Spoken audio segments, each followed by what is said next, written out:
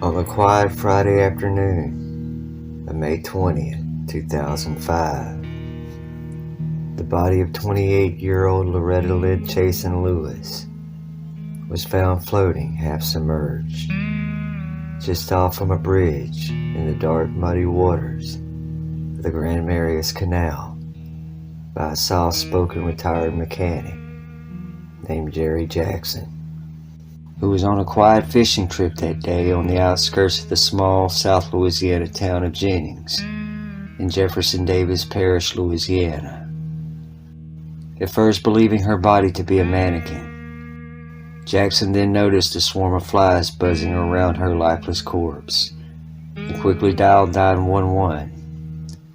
A short time later, 9 deputies from the Jefferson Davis Sheriff's Department descended upon the scene.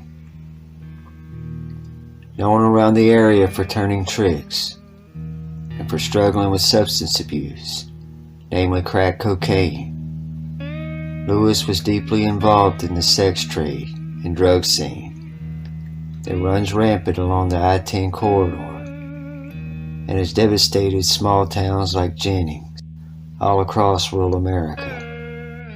A few weeks later, the body of 38-year-old Ernestine Marie Daniels Patterson was discovered on June 18th in another canal in a secluded area just off of Highway 102 that runs just south of Jennings. A suspect known for being in the thick of the local narcotics web, named Byron Chad Jones, was arrested a few days later in connection with her murder, but was released a short time later due to a lack of evidence. A second suspect, named Lawrence Nixon, who was also a distant cousin of the woman who would become the 5th victim, Akanya Brown, was also taken in connection with the murder of Patterson. But like with Jones, the charges were soon dropped and he was released from custody. Early the following year, the body of a third victim, named Christine Gary Lopez, would be discovered on March 18th, 2007, in a shallow bayou just outside of town. 2 suspects would be arrested: Frankie Richard, who was known around the area as a pimp, and his niece Hannah Connor. Connor is said to have lived fast and loose, and had been implicated in several narcotics and prostitution rings around the Jennings area, and Richard had been taken into custody for sexual assault a few days prior. Over the span of the following year and a half, the bodies of 4 more victims would be recovered: 26-year-old Whitney Dubious, 23-year-old Laconda Moggy Brown, 24-year-old Crystal Shea Bennett Zeno, and 17-year-old Brittany Gary. All were found in or near the town of Jennings. Bowing to public pressure and widespread news coverage of the murders, in December 2008, Sheriff Ricky Edwards of the Jefferson Davis Sheriff's Department formed a task force of local, state, and federal authorities whose sole purpose was to investigate these brutal homicides. The body of the last known victim of these gruesome murders, 26-year-old Nicole Guillory, would be recovered in August of 2009, not far from Interstate 10 in Acadia Parish. In every instance, all of the victims were each found in the secluded wooded swamps and bayous that cut across Jefferson Davis Parish in South Louisiana around Jennings. And most were in such a state of decomposition that an exact cause of death could not be determined through forensic analysis. Since he was first arrested in March of 2007, in connection with the murder of Christine Gary Lopez. Frankie Richards has always been a prime suspect in the murders of the Jefferson Davis 8 victims.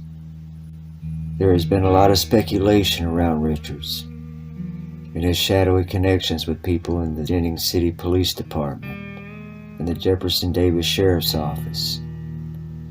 Now deceased, Richards and an unidentified police officer were caught removing over 300 pounds of marijuana and other evidence from the evidence room of the Jennings City Police Department during the time the murders were taking place.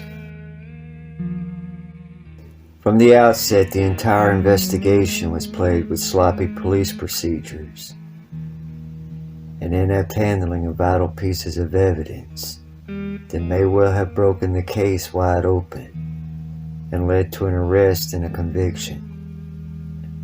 Some have suggested that it was all part of an elaborate cover-up by the local authorities in the Jennings Police Department and Jefferson Davis Sheriff's Office.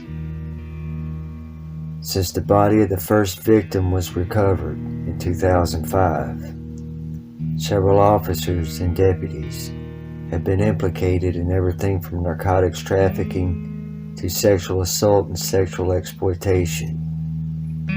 In one glaring instance of shady and questionable police misconduct, the lead investigator, Warren Gary, in charge of the case, bought a pickup truck that belonged to an inmate that happened to be friends with the third victim, Christine Lopez, who was last seen by a witness riding in the vehicle on the day she went missing. Almost immediately, Gary had the truck scrubbed and washed inside and out, destroying any potential evidence Lopez may have left behind in the vehicle. Once word leaked out to the public, Gary was removed from the case, but was then placed in charge of the evidence room at the sheriff's office. 2 different women who were serving time in the Jefferson Davis Parish Jail have said that they witnessed several officers destroying evidence related to the Lopez case, and that the officers were also involved in narcotics and sex trafficking, allegations that the officers have repeatedly denied.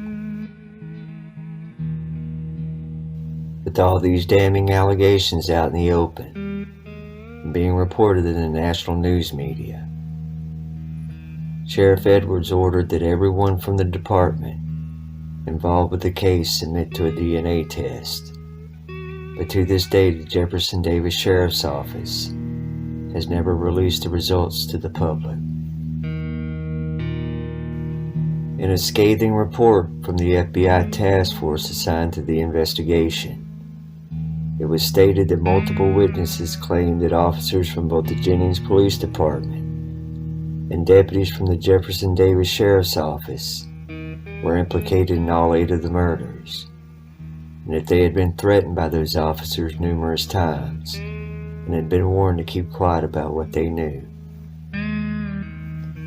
Ever since the body of Loretta Lynn Chasen Lewis was first pulled from the grim swamp water just outside of Jennings on May 20th, 2005, there have been far more accusations than answers to the cold-blooded murders of these 8 unfortunate women. And to this day, not a single person has ever been brought to justice for these heinous crimes. For nearly 20 years now, local, state, and federal authorities have been offering several rewards to anyone with enough information that leads to an arrest and a conviction of the person or persons responsible for the brutal murders of the Jefferson Davis 8, with at least one totaling over $85,000. The Jefferson Davis 8 murders have since become the subjects of speculation and intrigue in Louisiana and across the country and around the world, and has received widespread national news coverage, including an article in the New York Times. The case has been featured in several crime investigation TV programs and was made into a Netflix documentary a few years ago, and has been the subject of a best-selling book. Folks the world over who are familiar with the case have often wondered, was it just a series of random killings that had no real connections outside of the lifestyles of the victims? Or was it part of some sinister cover-up by corrupt local authorities who themselves were involved in the illegal narcotics and sex trafficking that plagues the Jennings area? That's a question best left up to each individual to decide. With a population of less than 10,000 people, Jennings was once a thriving oil town in the early 1900s, and the first oil rigs in Louisiana were set up within spitting distance of town. Fishing, farming, and game hunting are as much a part of life here and across the parish as the Cajun culture that's ingrained to this corner of South Louisiana. Since the mid-1990s, the community and the parish have been grappling with the synthetic drug and opioid addiction crisis that's torn the heart out of nearly every small town in America. Jennings and Jefferson Davis Parish have a violent crime rate that's nearly double the national average for a jurisdiction of its size, with only a small proportion of all murder cases ever being solved, and has 17 unsolved homicide cases still on the books from the 2007 to 2014 time period that have never been put to rest. Drug-related homicides and opioid overdose have become a grim new normal around the Jennings area in recent years that most folks have long accepted as being another tragic part of life. Down on the south end of town are the impoverished neighborhoods, reminiscent of the broken inner cities of major metropolitan areas, where addicts go to find their fix, and prostitutes can be seen making themselves available to anyone with a little cash to spare. This was the dark, sad world that all of the Jefferson Davis 8 victims came from.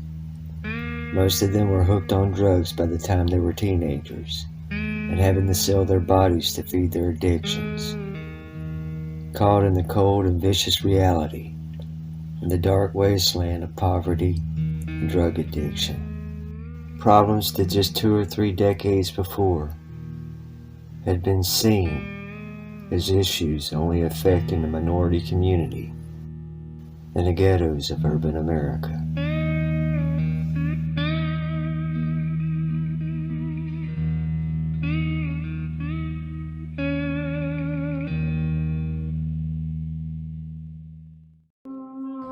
The Widow's Offering. Jesus sat down opposite the place where the offerings were put and watched the crowd putting their money into the temple treasury. Many rich people threw in large amounts, but a poor widow came in and put in 2 very small copper coins worth only a few cents. Calling his disciples to him, Jesus said, "Truly I tell you, this poor widow has put more into the treasury than all the others. They all gave out their wealth, but she, out of poverty, put in everything, all she had to live on."